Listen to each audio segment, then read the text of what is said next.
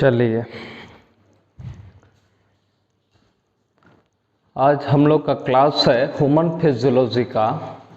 और इस human physiology में हम लोग पढ़ेंगे पहला चैप्टर डाइजेशन एंड एब्जॉर्प्शन। और इस डाइजेशन और एब्जॉर्प्शन को जानने से पहले छोटा सा एक टॉपिक है, न्यूट्रिशन के बारे में जानते हैं। सबसे पहले हम लोग फिजियोलॉजी की बात करते हैं। फिजियोलॉजी क्या होता है? तो the study of functions is called physiology. चूंकि फिजियो का मतलब होता है फंक्शन और लॉजी का मतलब होता है study. The study of functions is called physiology. NEET वगैरह में जो है 10 से 12 क्वेश्चन ह्यूमन फिजियोलॉजी से पूछा जाता है। 10 से 12 क्वेश्चन ये क्लास 10th में भी पढ़ना था, 7th में भी पढ़ना था, 5 में भी पढ़ना था। फाउंडर जो है मॉडर्न फिजियोलॉजी का एक्चुअली विलियम हार्वे हैं। विलियम हार्वे जो है फाउंडर है मॉडर्न फिजियोलॉजी का। और विलियम हार्वे का नाम आपने पढ़ा होगा कि डबल सर्कुलेशन का भी डिस्कवरी इन्हीं ने किया था। अब बात करते हैं न्यूट्रिशन की। न्यूट्रिशन क्या होता है? The sum total process by which living organisms takes the substance that provides energy for growth, development, reproduction and maintenance of the body। देखो न्यूट्रिशन क्या है? सिंपल डेफिनेशन कर सकते हैं the process of taking food is called nutrition. लेकिन अगर complete definition बताना है, complete scientific definition biologically correct होना चाहिए। The sum total process by which living organisms takes the substance. क्या होता है? जो प्रोसेस होता है लिविंग ऑर्गेनिज्म सब्सटेंस को लेता है और वो सब्सटेंस देता है एनर्जी, और उस एनर्जी को यूज किया जाता है ग्रोथ में, डेवलपमेंट में, रिप्रोडक्शन में और बॉडी के मेंटेनेंस में। इसी को बोलते हैं न्यूट्रिशन। जो सब्सटेंस लिया गया इस न्यूट्रिशन प्रोसेस में उसी को बोलते हैं फूड, और जो केमिकल्स प्रेजेंट है इस फूड में उसी को बोलते हैं हम लोग न्यूट्रिएंट्स। न्यूट्रिएंट्स हो गए आपको carbohydrate, fats, lipids, proteins, vitamins, minerals, water. इसी न्यूट्रिएंट्स को आपको कंपोनेंट्स ऑफ फूड भी कहा जाता है।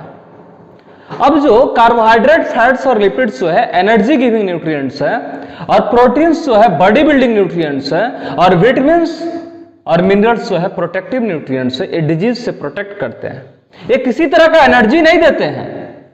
अब जो है नेचर के बेसिस पे न्यूट्रिएंट्स का दो टाइप, ऑर्गेनिक और इनऑर्गेनिक। ऑर्गेनिक का मतलब होता है ऐसा कंपाउंड जिसमें कार्बन और हाइड्रोजन दोनों प्रेजेंट हो।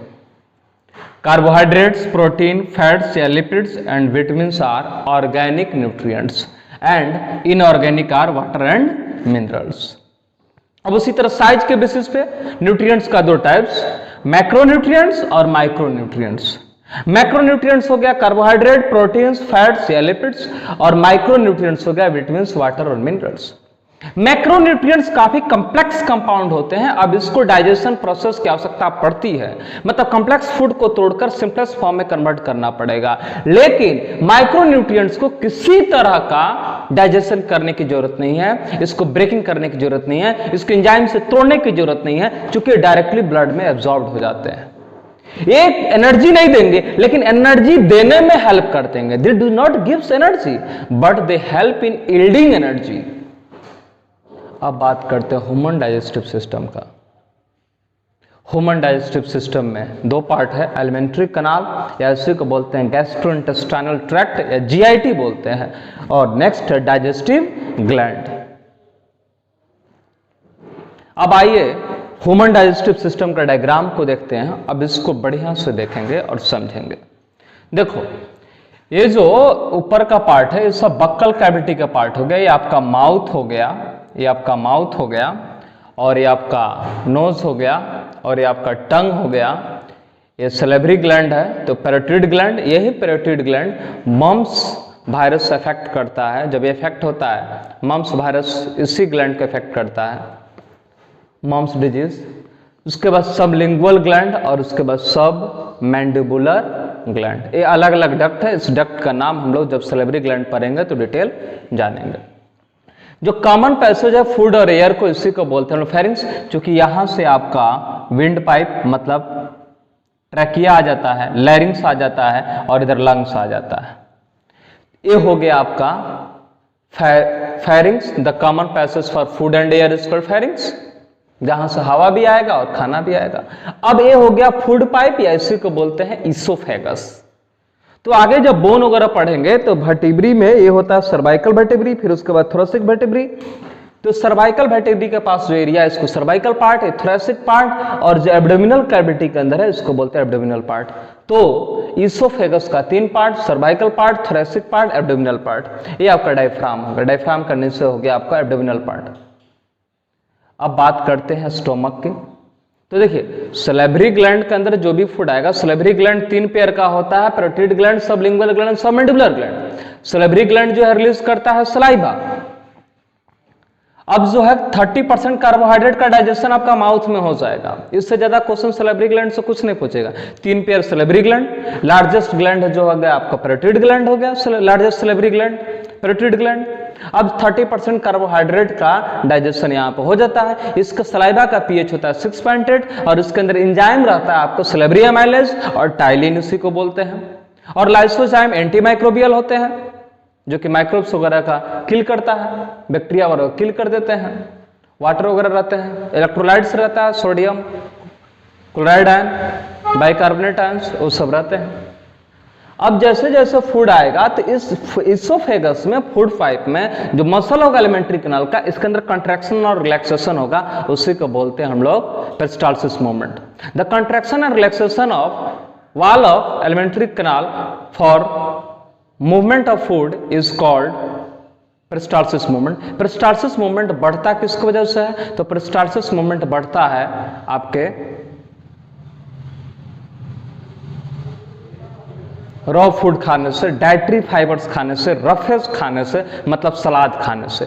अगर सलाद या रॉ फूड, फ्रूट्स, वेजिटेबल्स, कच्चा फ्रेश फ्रूट्स वेजिटेबल खाएंगे तो पेरिस्टाल्सिस मूवमेंट बढ़ेगा। इससे क्या होगा? इनडाइजेशन प्रॉब्लम नहीं होगा, कॉन्स्टिपेशन नहीं होगा, बॉवेल मूवमेंट्स प्रॉपर होंगे।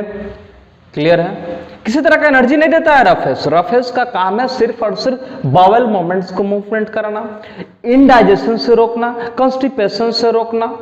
अब जो है फूड जो है इसोफेगस के थ्रू आ जाएगा स्टोमक में। तो इसोफेगस किसी भी तरह का कोई एंजाइम वगैरह सेक्रेशन नहीं करता है। इसोफेगस कोई एंजाइम्स या कोई डाइजेस्टिव जूस का सेक्रेशन नहीं करता है। 25 सेंटीमीटर उसका लेंथ होता है। अब जो है फूड आ गया आपको स्टोमक में, तो स्टोमक में रहता है गैस्ट्रिक ग्लैंड और वो रिलीज करता है गैस्ट्रिक जूस। गैस्ट्रिक जूस में 2 एंजाइम, प्रोटीलाइटिक एंजाइम प्रोरेनिन और पेप्सिनोजेन। पेप्सिनोजेन के हाइड्रोक्लोरिक एसिड कन्वर्ट करता है पेप्सिन में, प्रोरेनिन को रेनिन में कन्वर्ट करता है हाइड्रोक्लोरिक एसिड। और भी इसमें बहुत सारे एंजाइम रहते हैं, गैस्ट्रिक अमाइलेज रहता है, गैस्ट्रिक लाइपेज रहता है। तो गैस्ट्रिक लाइपेज का इफेक्ट बहुत कम होता है और गैस्ट्रिक अमाइलेज काम ही नहीं करता है, चूंकि हाइड्रोक्लोरिक एसिड इतना एसिडिक कर देता है कि गैस्ट्रिक अमाइलेज के इफेक्ट को रोक देता है, इनहिबिट कर देता है। इसके अंदर जो मसल है स्टोमक के अंदर, जिसको गैस्ट्रिक रुगे बोलते हैं, इनफोल्डिंग स्ट्रक्चर होता है, वो मैकेनिकली ब्रेक डाउन करते हैं फूड को, गैस्ट्रिक रुगे बोलते हैं। गैस्ट्रिक जूस कम से कम 2 से 3 लीटर पर डे रिलीज होते हैं। इसके अंदर CIF रहता है, कैस्टल इंट्रिंसिक फैक्टर, ये विटामिन B12 का एब्जॉर्प्शन कराता है।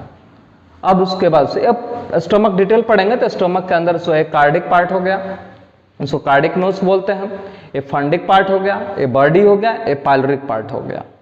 अब जैसे ही स्टोमक के बाद आएंगे तो यहाँ पे हो गया हमारा ड्यूडेनम, स्मॉल इंटेस्टाइन का स्टार्टिंग। तो ड्यूडेनम, उसके बाद से जेजुनम, उसके बाद से इलियम। तो ड्यूडेनम के अंदर डाइजेशन होता है मैक्सिमम, पूरा डाइजेशन लगभग हो ही जाएगा। तो स्टोमक के अंदर सिर्फ प्रोटीन का डाइजेशन होता है, पार्शियल डाइजेशन होता है प्रोटीन का, और किसी चीज का डाइजेशन नहीं होता है। अब जो है लीवर हो गया, लार्जेस्ट ग्लैंड है। लीवर जो है बाइल जूस आएगा तो इस गॉल ब्लैडर के अंदर स्टे करेगा, कंसंट्रेट होगा, क्योंकि इसका पीएच थोड़ा कम होता है इसके कंपैरिजन में। और फिर गॉल ब्लैडर से bile juice common bile duct के थ्रू, कॉमन हेपेटिक डक्ट के थ्रू आ जाएगा आपको हेपेटोपेनक्रियाटिक एम्पुला के थ्रू ड्यूडेनम के अंदर। फिर इधर पेनक्रियास से पेनक्रिटिक जूस आएंगे। अब ये जूस जो होंगे, जो भी कार्बोहाइड्रेट बचा उसका डाइजेशन करेंगे, जो भी प्रोटीन रहेगा उसका डाइजेशन करेंगे, जो भी फैट रहेगा उसका डाइजेशन करेंगे। तो कार्बोहाइड्रेट डाइजेशन होकर ग्लूकोज में कन्वर्ट होगा, प्रोटीन अमाइनो एसिड में, और फैट फैटी एसिड और ग्लाइसरॉल में। अब जो है धीरे धीरे धीरे जजनम के अंदर जो है ट्रांसवर्स सेक्शन का एक फिंगर लाइक स्ट्रक्चर होता है जिसको हम लोग बोलते हैं विलाई, और विलाई जो है एब्जॉर्प्टिव सरफेस एरिया को बढ़ाता है और इसी के अंदर एब्जॉर्ब होते हैं डाइजेस्टेड न्यूट्रिएंट्स। जो फूड डाइजेस्ट हो गया ब्लड के अंदर एब्जॉर्ब हो जाएंगे। फर्दर जो अनएब्जॉर्ब फूड रहेंगे, अनडाइजेस्टेड फूड रहेंगे, वो फर्दर आएंगे सिकम में। सिकम जो है वेल डेवलप नहीं होता है ह्यूमन के अंदर, फिर धीरे धीरे फूड जो है लार्ज इंटेस्टाइन में आएगा, और लार्ज इंटेस्टाइन में क्या होगा, जो एक्सेस वाटर होगा अनडाइजेस्टेड फूड के अंदर वो एब्जॉर्ब होते हैं, और उसके बाद से धीरे धीरे सेमी सॉलिड स्ट्रक्चर में कन्वर्ट होते हैं जिसको हम लोग स्टूल बोलते हैं, या उसी को हम लोग फीकल मैटर बोलते हैं। फिर फर्दर स्टे होता है फीकल मैटर रेक्टम के अंदर, और उसके बाद से फिर एनएस के थ्रू रिलीज हो जाता है। यही है simple human digestive system. Next lecture में अब हम लोग देखेंगे बक्कल कैविटी, माउथ, टंग, टीथ, ये सबको देखेंगे। सबसे पहले एलिमेंट्री कैनाल, एलिमेंट्री कैनाल में कौन पार्ट आ गया, तो माउथ हो गया। बक्कल कैविटी, बक्कल कैविटी में कौन कौन पार्ट हो गया, टंग हो गया और टीथ हो गया। उसके बाद से फेरिंग्स, उसके बाद से फूड पाइप, उसके बाद से स्टोमक, उसके बाद से स्मॉल इंटेस्टाइन, लार्ज इंटेस्टाइन, उसके बाद से एनस। स्मॉल इंटेस्टाइन में भी ड्यूडेनम, जजनम, इलियम। लार्ज इंटेस्टाइन में सिकम, कोलन। कोलन में भी further 3 type, ascending colon, transverse colon, descending colon, sigmoid colon, then after rectum, then after anus। तो ये सब के बारे में डिटेल हम लोग पढ़ेंगे, एक एक करके पढ़ेंगे, एक एक टॉपिक।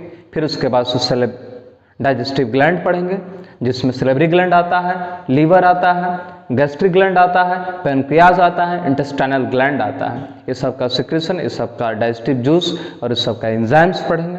फिर उसके बाद इसका फिजियोलॉजी देखेंगे, कैसे डाइजेशन होता है कार्बोहाइड्रेट का, प्रोटीन का, फैट का, विटामिन्स का, मिनरल्स का, ये सब का एब्जॉर्प्शन वगैरह देख लेंगे। और उसके बाद से इसका डाइजेस्टिव डिसऑर्डर देखेंगे। लास्ट में आजकल विटामिन्स वगैरह सब क्वेश्चन नहीं पूछता, पहले क्वेश्चन पूछता था, विटामिन्स भी थोड़ा सा हम लोग इसमें देख लेंगे। चलिए फिर हम लोग मिलते हैं नेक्स्ट क्लास में।